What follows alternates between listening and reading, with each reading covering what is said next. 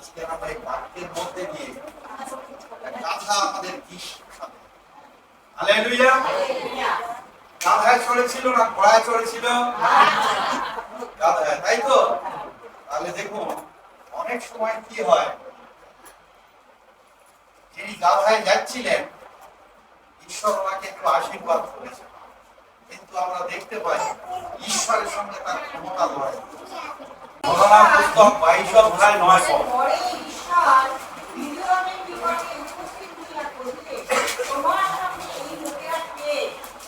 Hallelujah, hallelujah.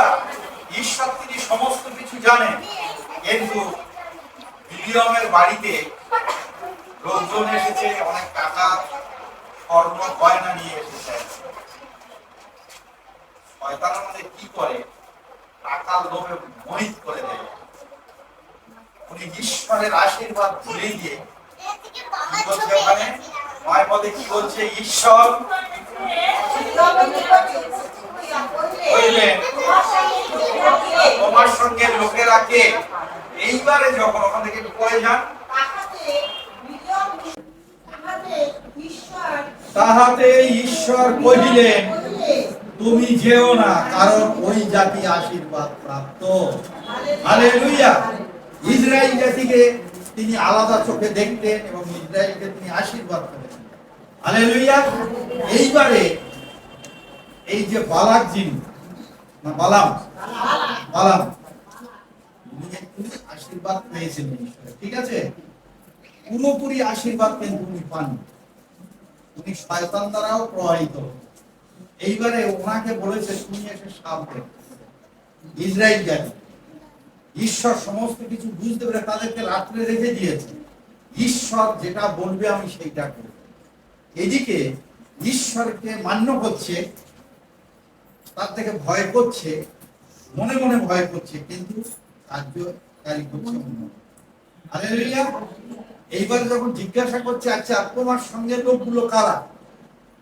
বলছে মোয়াব রাজার পুত্র বালাক আমাকে তার লোকগুলো দিয়ে পাঠিয়েছে ইসরায়েল জাতিকে অভিশাপ দিতে হবে, যাতে ওখানে তারা পালায়।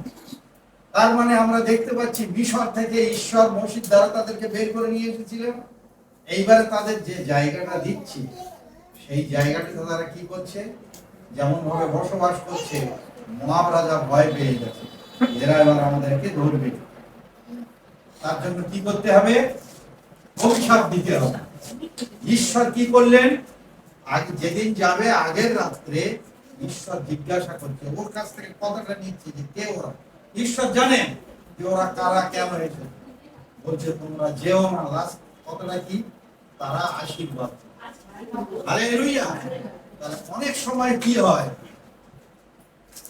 অনেকেই আমরা খ্রিস্ট বিশ্বাসী, আমরা প্রার্থনা করি, সমস্ত কিছু করি, ঈশ্বর ভয় আমাদের মধ্যে আছে, কিন্তু ঈশ্বরের আশীর্বাদ যুক্ত সে কোনো মণ্ডলী হোক, কোনো ঈশ্বরের লোক হোক, অনেক সময় কি হয় তাদেরকে বিতাড়িত করার জন্য, তাদের প্রতি শত্রুতা করার জন্য অনেক রকম অনেক পরিকল্পনা করেন। কিন্তু আমরা কি করি? ঈশ্বরের কাছে প্রার্থনা করি না। এখানে বিলিয়মকে দেখতে পাই, বিলিয়ম সেই যেসব লোক এসেছিল তাকে নিয়ে যেতে বলছে ঈশ্বর আজ রাত্রে আমার সঙ্গে যা বলবে আমি সেই রকম করব। হালেলুয়া। এইবারে কি হলো? ঈশ্বরের রব শুনলেন, ঈশ্বর বলছে তুমি যেও না, কারণ তারা আশীর্বাদ। হালেলুয়া। তাই খ্রিস্টতে প্রিয়জনেরা, আমরা কোনো কিছু করার আগে, কোনো খারাপ সিদ্ধান্ত নিতে নেওয়ার আগে বা ভালো সিদ্ধান্ত নিতে যাওয়ার আগে আমাদের ঈশ্বরের শরণাপন্ন যে প্রভু এটা করবো কি আমি? ঈশ্বর কথা বলছেন, কার সঙ্গে বলছেন? বালাকের সঙ্গে নয়, বিলিয়মের সঙ্গে কথা বলছেন। বলছে তুমি যেও না। এবারে যায়নি, তারা ফিরে চলে গেছে। তারপরে কি হলো? আবার তারা লোক পাঠিয়েছে, আরো অনেক কিছু দেবে, অনেক অর্থ তাকে দেবে। এইবারে তাদের একেবারে বলেনি যে তোমরা চলে যাও, বলছে আচ্ছা ঠিক আছে আজ রাতটাও তুমি থাকো, আমার ঈশ্বর কি বলে দেখবে। দেখুন, ঈশ্বর কি মিথ্যা কথা বলবে? ঈশ্বর মিথ্যা কথা বলবেন। প্রথমে বলে দিয়েছে যে না, আবার কি করছে? ঈশ্বরের উপরে উনি কলম চালাতে চাইছেন যে না, আমি যাব। এদিকে ভাব দেখাচ্ছে যে আমি ঈশ্বরকে কত ভালোবাসি, কিন্তু ঈশ্বরের বিরুদ্ধে কাজ করার জন্য বলছে তোমরা আজকে রাত্রে এখানে থাকো। আসলে ঈশ্বর আমার সঙ্গে কি বলে, আমি ঈশ্বরের সঙ্গে কথা বলবো। এবার ঈশ্বর কি বলছেন? ঈশ্বর বলছেন যে না না, তুমি ওদের সঙ্গে যাও। ঈশ্বর কি বললেন? বলছে তুমি ওদের সঙ্গে যাও। প্রথমে না বললো, তারপর শেষে হ্যাঁ বললো। কেন? বিলিয়ন কতদূর এগিয়ে যেতে পারে সেইটা দেখার জন্য, ক্ষমতা কতদূর কি। ওই জন্য কি করলেন? অনেক সময় আমাদের জীবনে কি হয়, আমরা হয়তো কোনো একটা কাজে এগিয়ে যাচ্ছি, আমরা বাক্যে দেখছি যে না, এটা করলে আমাদের ক্ষতি হবে। তখন আমরা যখন সেটা করতে যাই, ঈশ্বর সেই সুযোগটা কিন্তু আরো বেশি করে দেয়। দিয়ে কি করে? আমাদের একটা গাড্ডার মধ্যে ফেলে। হালেলুয়া! আমরা এখানে দেখতে পাচ্ছি যখন যাও বলেছে, এইবার ভাবছে বাহ, ভালো সুযোগ দিয়েছে ঈশ্বর আমার। ঈশ্বর তাহলে আমার কতটা ভালোবাসে। এইবারে গাধাকে নিয়ে যখন যাচ্ছে, এইবারে সেখানে কি হলো? ঈশ্বর রাগান্বিত হলো। ঈশ্বর ক্রোধের বশে কি করলো? সেখানে কে এসে দাঁড়ালো? দূতেরা এসে দাঁড়ালো। এইবারে বালাম কিন্তু দেখতে পাচ্ছেন। কে দেখতে পাচ্ছে? গাধাটা কিন্তু দেখতে পাচ্ছে। গাধা কি করলো? সেখানে বসে গেল, গাধাকে পেটাতে আরম্ভ করলো। এবারে কি হলো? গাধা কথা বলছে। ঈশ্বরের পক্ষে অসম্ভব কিছু? দেখুন, গাধা সে কি করে? খুব পরিশ্রম করে। যে যা বলে, যত মাল কেটে যায়, তাকে কেউ ভালো বলে না। কিন্তু ঈশ্বর প্রত্যেককে আশীর্বাদ করেন। ঈশ্বর কি করলেন? গাধাকে আশীর্বাদ করলেন, কথা বলার সুযোগ করে দিল। হালেলুয়া! কি করলো? খুব পেটালো। পেটাতে গাধা কথা বলছে, তুমি আমাকে এরকম মারলে কেন? আমি ছোট থেকে তোমাকে বহন করছি। হালেলুয়া! বাক্যে বলছে সেই সময় সদাপ্রভু তার চোখ খুলে দিল। গাধার মুখ খুলেছে, কিন্তু তখনও বুঝতে পারছে না যে আমি গাধার সঙ্গে কথা বলছি। তারপরে যখন চোখ খুলে দিল, তখন কি হলো? এটা কেমন কি হলো? তখন প্রভু আমার ভুলে গেল। হালেলুয়া! হালেলুয়া! আজকের গাধা যদি ওখানে ওকে ছেড়ে দিত, বা ও যদি যেত, কে মারা পড়তো? যে সাপ দিতে যাচ্ছে ও কিন্তু মারা পড়তো, কিন্তু যায়নি বলে ও দুজনেই বেঁচে গেল, তাই না? তাহলে দেখুন, আমাদের কি করতে হবে? গাধার কাছ থেকে আমাদের শিক্ষা নিতে হবে। হালেলুয়া! তাই আমাদের ঈশ্বরের রব আমাদের শোনা দরকার। আমাদের দেখতে হবে ঈশ্বর যাকে আশীর্বাদ করেছে, ঈশ্বর যে জাতিকে আশীর্বাদ করেছে, আমরা কেন সেই জাতির প্রতি আমরা কেন? আজকে খুব ভালো করে দেখুন, ইসরায়েলকে কিছু করতে পারছে? তাদের এখন শেষ করতে পারছে কি? সাময়িক ক্ষতি হচ্ছে, কিন্তু আবার সব ঠিকঠাক হয়ে যাচ্ছে। হ্যাঁ, দেখুন কেন? তারা হচ্ছে ঈশ্বরের আশীর্বাদ। তাই ঈশ্বর যাকে আশীর্বাদ করবে, আমরা যে যত তাকে দমাতে যাই না, কত বুলেট, কত কি, তাদের কোনো কিছু করতে পারছে না। মরছে, সবকিছু ঠিক আছে, কিন্তু একেবারে তাদের কোনো কিছু করতে পারছে না। হালেলুয়া! সব দেশ কিন্তু তারা আতঙ্কিত হয়ে আছে যে আবার ইসরায়েল কখন আমাদের। হালেলুয়া! তাই খ্রিস্টদের প্রিয়জনেরা, আমাদের কি করতে হবে? আমাদের যাওয়ার আগে প্রভুর কাছে হালেলুয়া! কে কে আজকে সকালে প্রার্থনা করেছেন? কজন হাঁটু গেড়ে করেছেন? একটা বিষয় দেখুন, হাঁটু গাড়ার অর্থটা কি? হাঁটু গাড়ার অর্থটা এইটাই হলো, আমাদের কাছে কেউ একজন বড় আছে, তার কাছে আমরা নত। আমাদের সামনে একজন বড় কেউ আছে। হালেলুয়া! আমরা যখন তার কাছে হাঁটু গাড়বো, ঈশ্বরের সঙ্গে আমাদের একটা আলাদা সম্পর্ক। হালেলুয়া! এই যখন আমাদের কেউ প্রণাম করতে আসে, আমরা কি করি? প্রণাম করো করো করে আমরা দাঁড়িয়ে থাকি, এই থাক থাক থাক থাক, তাই তো? আমরা যখন ওই রকম করি, ওইটা শুধু ঈশ্বরের সঙ্গে হালেলুয়া।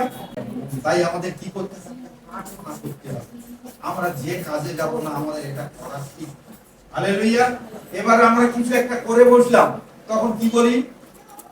আমার এটা করা ঠিক হয়নি, শয়তান আমার মধ্যে গিয়ে কাজ করবে। তাই তো? কেন শয়তান আমাদের মধ্যে কাজ করবে? তুমি যদি পবিত্র আত্মায় পরিপূর্ণ থাকছো, তাহলে তুমি যখন প্রার্থনা করছো, তোমার কোনটা খারাপ কোনটা ভালো, পবিত্র আত্মা আমাদের খারাপ দিকে কিছু নিয়ে যাবে না, আমাদের ভালো দিকে আমাদেরকে নিয়ে যাবে। তাই সকল সময় আমাদের কিছু করার আগে যাই করি না কেন, আমাদের প্রভু শরণাপন্ন হবে, প্রভুকে জিজ্ঞাসা করতে হবে। বালাম কি বললেন? বলছে প্রভু সদাপ্রভু আজ রাত্রে আমাকে কি বলে আমি জানাবো। সদাপ্রভু জানালে প্রথম কি? তুমি যেও না। তারপরে কি করলো? অর্থের প্রতি সে লোভ থাকতে পারছে না, জানে আমার অনেক অর্থ আছে। তারপরে বললো তুমি যাও। অনেক সময় আমাদের এই সুযোগটা করে তুমি গাড্ডায় পড়ো, তুমি যাচ্ছ যাও, তারপর আমি দেখছি। কারণ ঈশ্বরের রব আমাদের শুনতে হবে। আমরা যদি ঈশ্বরের রব না করি, আমাদের ক্ষতি হবে। হালেলুয়া। আমাদের কিরকম হবে? আমাদের আজকে যে দৃশ্যটা দেখলাম, এইরকম পরিস্থিতি হবে। আজকে গাধাটার জন্য কিন্তু সে বেঁচে গেল। গাধা যদি এগিয়ে যেত, তাহলে কি হতো? মারা পড়তো বালা। হালেলুয়া। গাধাটা কিন্তু বেঁচে যেত। কিন্তু এখানে কি হলো? সে ওখানে শুয়ে পড়েছিল বলে যাইনি করেছে, কিন্তু বেঁচে গেছে। তাই দেখবেন ভূত আমাদের সঙ্গে সঙ্গে থাকে, বিশ্বাসীদের সঙ্গে সঙ্গে ভূত থাকে। হালেলুয়া। কিন্তু আমাদের প্রার্থনা করতে হবে। আমাদের যে কোনো জায়গায় যাই না কেন, আমাদের কি করতে হবে? আমাদের প্রার্থনা করতে হবে। হালেলুয়া। আরেকটা বিষয় আমরা দেখব, আমাদের অভাব অভিযোগ কেমন। অনেক সময় দেখা যাচ্ছে খুব ভালো আছে, অর্থ জমি জায়গা সম্পত্তি অনেক, কিন্তু হঠাৎ করে কেন সেই পরিস্থিতি? আমরা যখন জানছি, আমরা যখন এই পবিত্র বাইবেল পড়ছি, আমরা যখন শাস্ত্র ধ্যান করছি, সেই সময় আমাদেরও জানা উচিত আমরা যখন এর আজ্ঞাটা জানা। হালেলুয়া। অনেকে দোষ দেয়, ও তো কোনো আজ্ঞা মানে না, এই ওখানে ওই দেখলাম ওটা ও আজ্ঞা মানছে না।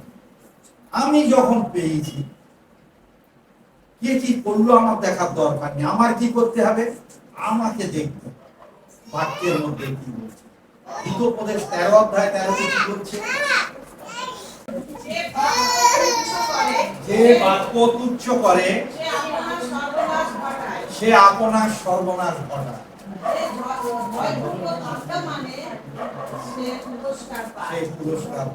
হালেলুয়া। তাহলে একটা বিষয় দেখুন, বাক্যে বলছে, আমরা যখন বাক্যটা পড়ছি আমাদের কিছু আজ্ঞা দিচ্ছে। এবারে যখন ঈশ্বর আমাদের আজ্ঞা দিচ্ছে, এবারে আমরা যখনই সেটা অমান্য করব, বলছে তার সর্বনাশ হবে, সে অভিশপ্ত হবে। আমরা অন্যজনের কোন রকম কিছু দেখবো না, বাক্য আমি দেখছি তো। সে কি করছে? সেও তো বাক্য পড়েছে, পড়ে সেটা করছে, এবারে জবাব সে দেবে। আমরা এটার জন্য তাকে দোষারোপ করে আমরা এখানে যাওয়া বন্ধ দেব, ওর প্রতি ওই ইয়ে সব ভালো নয়, ইয়ে নয়, এটা আমরা করবো না। আমরা যখন বাক্য পড়ছি, আমরা ঈশ্বরের দিকে আমরা আমাদের ঈশ্বরের দিকে আসতে হবে। আশীর্বাদ কে দেবে? ঈশ্বর। আজকের বালামকে আমরা কি দেখলাম? সে তুচ্ছ করলো বাক্যকে, তার জীবনে সর্বনাশ ডেকে নিয়ে এলো, তাই তো? তাহলে আমাদের কি করতে হবে? বাক্য কি বলছে? আমার বাক্য যে তুচ্ছ করে সে নিজের সর্বনাশ ডেকে নিয়ে। হালেলুয়া। তাহলে এইবারে দেখুন, আমরা যদি হিতোপদেশ 3 অধ্যায় 9 এবং 10 পদ দেখি, সেখানে কি লেখা আছে?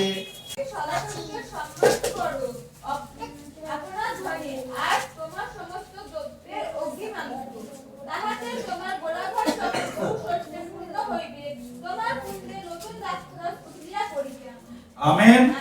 হালেলুয়া। গুথুলিয়া পড়াটা কি রকম? গ্রামের দিকে কলসি করে যখন জল আনতে যায়, দেখি আমি তখন অনেককে প্রশ্ন করতাম আর কি, যতক্ষণ না জল পড়বে, যখন ভর্তি হয়ে গেল ছেড়ে দেয় না, আরো পাম্প করে, মানে কেন না, হ্যাঁ বলে ফেটে যাবে, চুললে ফেটে যেতে পারে, তাই তো?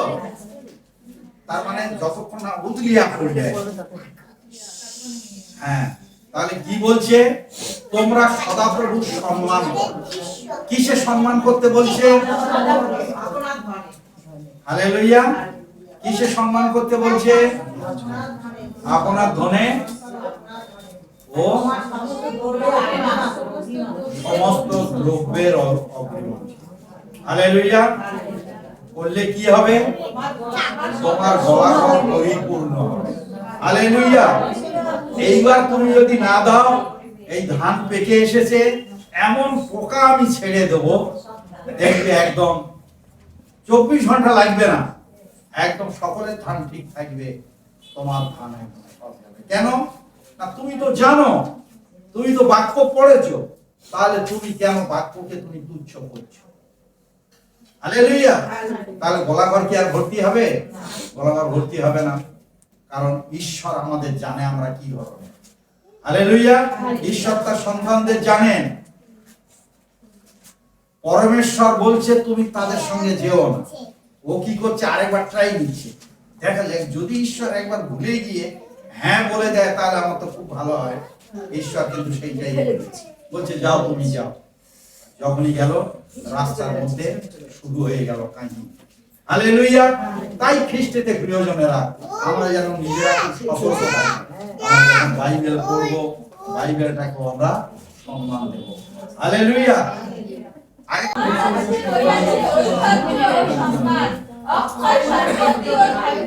হালেলুয়া। তাহলে দেখুন, আমরা যেটার জন্য লালায়িত হই, যেটার জন্য আমাদের অসুবিধা হয় না থাকলে, কার কাছে আছে? কি আছে?